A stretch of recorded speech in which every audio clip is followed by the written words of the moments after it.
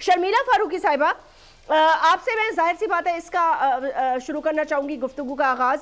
देखें, बहुत कम दिन रह गए हैं। अच्छा, एक जलसों का स्केड्यूल था PMLN की तरफ से किया गया था अनाउंस, लेकिन उसमें कुछ कमी हुई है। तो झगड़ा साहब से सारे मैं पूछूंगी, लेकिन आज जो बिलावल साहब कह रहे थे कि तमाम सियासतदानों का खलाई मखलूक से उम्मीद लगाए बैठे हैं और मैं वाहिद हूँ जो अवाम से, तो ये खलाई मखलूक वाला चक्कर अभी भी जारी और सारी है?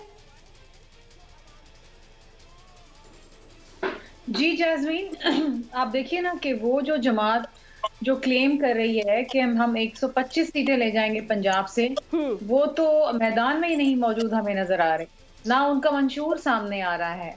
अब वो कहते हैं कि जी मंशूर आने में थोड़ी सी ताखीर हो गई है, हम उस पर वर्किंग कर रहे हैं। तो इलेक्शन के अंदर 20-22 दिन रह गए हैं और अगर आपका मंशूर ही नहीं आया तो आप आवाम को क्या बेच रहे हैं, क्या कहने जा रहे हैं आवाम को कि जो आपके मसाइल हैं उसका हल हम कैसे ढूंढेंगे?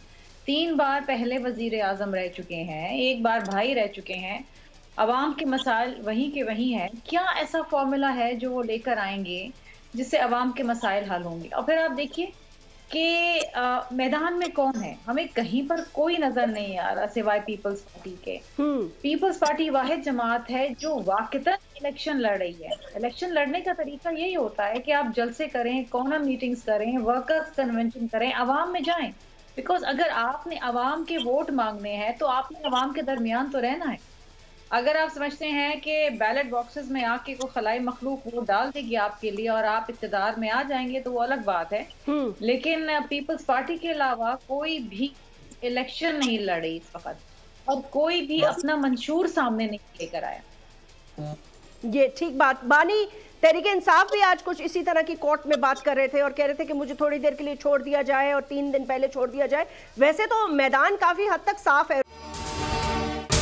अगर ये वीडियो आपको पसंद आई है तो इस चैनल को सब्सक्राइब करें और बेल आइकन को क्लिक करें।